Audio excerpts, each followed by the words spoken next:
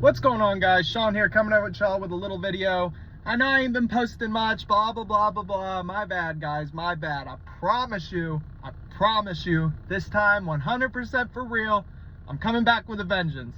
We're gonna start having daily videos again. We're gonna be in the truck every day. It's gonna be a lot of what it used to be about a year ago when the channel was really peaking and I felt like I was putting out consistent videos and stuff like that. We're finally getting to a point where I'm able to do that again. So just be patient with me, guys. I appreciate y'all so much. We're gonna have more content coming soon because there has been a lot to say. Before we get into it though, guys, if you're new here, I really appreciate you guys coming by the video. Please like, please subscribe, comment down below. If you can't think of anything to say, just put whatever in there. Tell me I'm handsome. I'm cool with that. All right. If you're not new here, returning customers, I love you guys more than anything. You guys have always been the best to me. I got a few people that are ride or dies that have been here from the beginning, and I appreciate you guys from the bottom of my heart. I really, really do. You know, these videos there would be no reason to do them without you guys. And I would literally just do it for the few of you that come back every time. So I really appreciate you guys. Thank you so much. So basically what we're gonna go over a little bit, I'm not gonna drag this out too long. The loss to the 49ers, the loss to Dallas, the loss to Seattle is going to be our main focus. Should have a video out before we play the Giants, but I might not, so I might sneak in a little bit of that at the end of this video if I remember. But anyway, starting with the 49ers, that was a game that I really thought that we had a legitimate shot. I feel like we match up well with the 49ers. Unfortunately, Sean Desai refuses to change. I don't hate Sean Desai. I don't hate his decisions. I don't hate his play calling.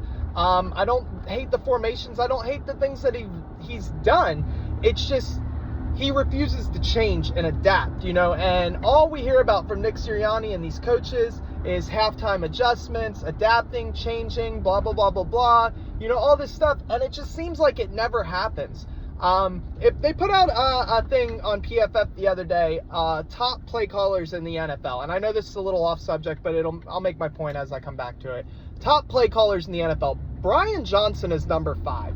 And if you actually go back and look at most of what he's done, outside of the 3rd and long draw plays, QB powers and stuff like that, and screens that haven't worked, you just go back to the meat and potatoes of what he calls and how he runs this offense. It's not terrible. There have been fumbles. There have been mistakes, interceptions, things from Jalen we're not used to seeing. So I think a lot of that has actually brought Brian Johnson down. I was definitely shitting on him a couple weeks ago, but having gone back and watched the games over a couple times and really just studied it a little more, Brian Johnson isn't the problem, guys. He's really not. And so then you go to your defense, and it's, okay, well, if Brian Johnson isn't the problem, then who is? You know, is it Nick Sirianni? Yeah, well, a little bit. Nick is definitely the head coach of the team, so everything falls on him, whether he wants it to or not, whether it should or not. Everything falls on him because he's the head coach of the team. Sean Desai, on the other hand, he hasn't adapted. He hasn't changed anything. You know, you've at least seen Nick and Brian Johnson trying to do different things and incorporating different things. You know, you got people saying they never RPO, but if you go back and you watch, there are a couple RPOs in every game. Yeah, they're not spamming them like we did last year, but they are there. They're also working in new concepts, different concepts. You know, and I think it's because of like Christian McCaffrey being on Monday Night Football with the Mannings, you know, and calling out exactly what we were doing. Yes, we need new things. You know, you can't just keep calling the same RPOs all the time. Teams will find a way to adapt and improvise to stop them, you know, so you have to come up with new concepts. Sean Desai has not. He has not. Yes, he does not have the greatest linebackers in the world. Our D-line has been, for the most part, underwhelming outside of maybe Jalen Carter and a few other pieces here and there. Cornerback play has been bad for the most part this year. Nicole Roby-Coleman, Bradbury, Ricks. I think everybody's had their share of shitty plays on defense this year. That's no excuse.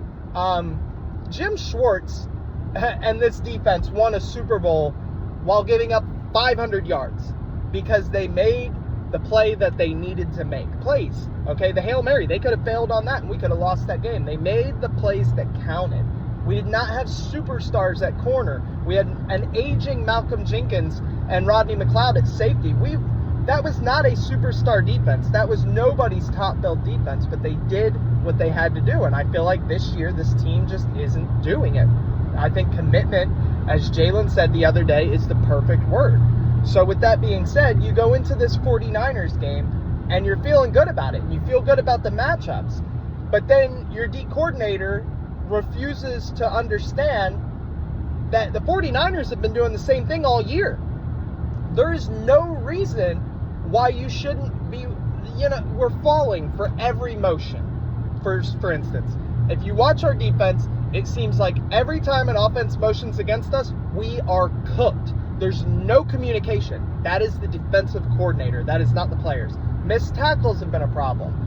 That's because we're not very deep at linebacker. We're not very deep at corner like we thought we were. We thought we had a stacked defense and that this defense really had a chance to be something great this year, and it just has not been that. Darius Slay has been really good this year. He's had maybe one bad game, maybe one or two bad games, but for the most part, Darius Slay has been really good. People are talking about, oh, well, Slay should shut his mouth. Bro, if I was the only one on that defense that felt like I was trying, I'd be talking shit too. Guys, it ain't me. I'm not doing it. Talk shit about the defense all you want, but it ain't me. Look at Bradbury over there. He got paid and forgot how to play football. That's a problem. They should look, I don't want to get ahead of myself, but they should look into benching him for Kelee Ringo. And obviously, Keely's not perfect. He's young. He's a rookie. He's going to have his mistakes. But Bradbury gave up every catch on the Seahawks drive the other night. Every catch was on Bradbury. So you just can't do this. So we go into San Francisco for the third time. I'm going to try and get through this statement without getting sidetracked. And we don't adjust to anything. We had no communication. We looked like we hadn't prepared at all. Were we even watching the right team in film study that week? There's no rotation on the D-line. It is criminal how little Brandon Graham and Nolan Smith are getting used. We need to go back to that rotation again. Same thing at the D-line. I'm still not seeing enough Jordan Davis. I'm not seeing nearly enough Jordan Davis. How come he played like 70 snaps versus the Bills and everyone's like, he's breaking out. This is it. This is his breakout game.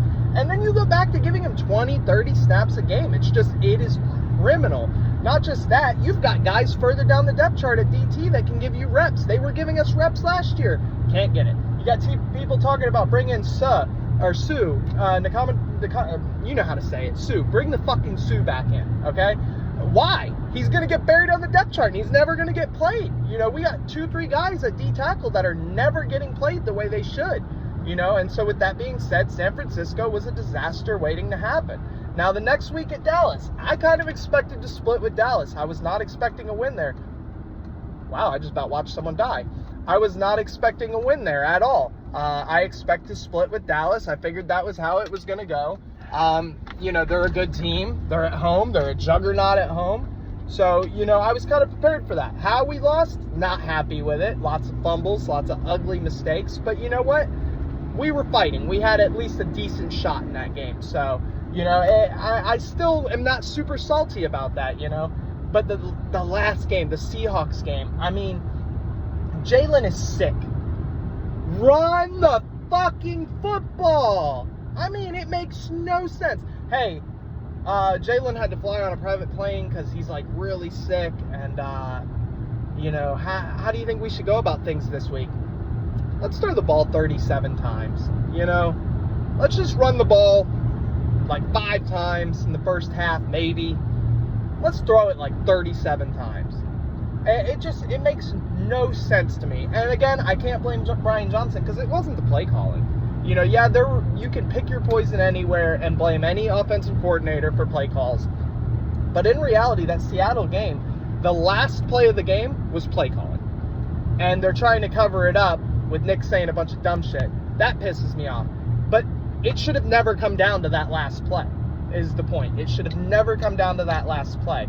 You don't lose to Drew Lock, all right? And then I hear that Matt Patricia coached the first half, Sean Desai coached the second half. Well, that makes perfect sense because Matt Patricia gave up 3 fucking points and Desai lost the game. So it all goes back to D coordinators. It all goes back to the defensive side of the ball, and Bradbury being trash. You hope that this week facing the Giants, and yes, I'm going to go ahead and sneak into the Giants here because I got nothing else to say about those 3 games. They're just going to make me mad. I thought I'd moved on, but I guess I hadn't. You have to blow the Giants out. You have to blow the Giants out, and you cannot give up more than 14 points. Slay needs to be back. Kelee Ringo needs to start on the opposite side. Bradbury can be shot out of a cannon into the sun. Just put him on IR because he ain't doing nothing for us. Juju was right, by the way. Let's just go ahead and throw that out there. Since the Super Bowl, he's been cooked. You have to win this in a ridiculous fashion. I mean, I'm talking Oakland Raiders versus the Chargers, 63 to fucking who cares. Like, it has to be one of those games this week. It has to be. You have to get to, I almost said Ben DiNucci. That's hilarious. You have to get to their quarterback. I can't even remember his name. That's how far down the list of quarterbacks they are. You have to get to the quarterback. You know, we've got to win this one convincingly, guys. We have to. We cannot keep playing the way we are. Because as it stands right now, my prediction is that we will be lucky to make it to the NFC Championship, and we probably lose.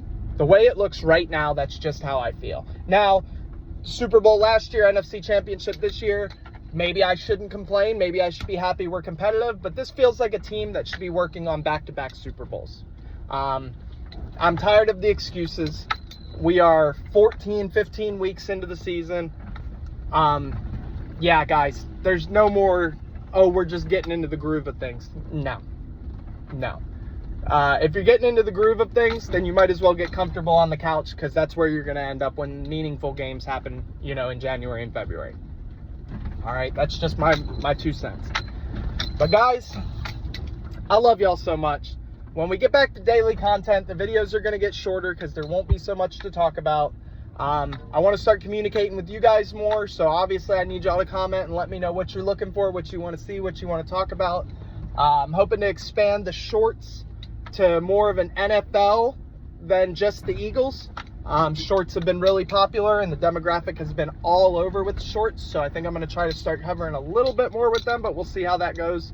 But overall, guys, you know, I'm just happy to be back. I'm happy the Eagles are 10-3. You know, I'm happy we got 3 games left and that all Dallas has to do is choke just a little bit, and we can repeat the division because I'm looking for little wins right now, guys. Just little wins, all right? With all that being said, I love y'all so much. Sorry for the F-bombs in the video. Kids, don't repeat them to your parents, okay? I love y'all. Have a great day. Fly, Eagles, fly.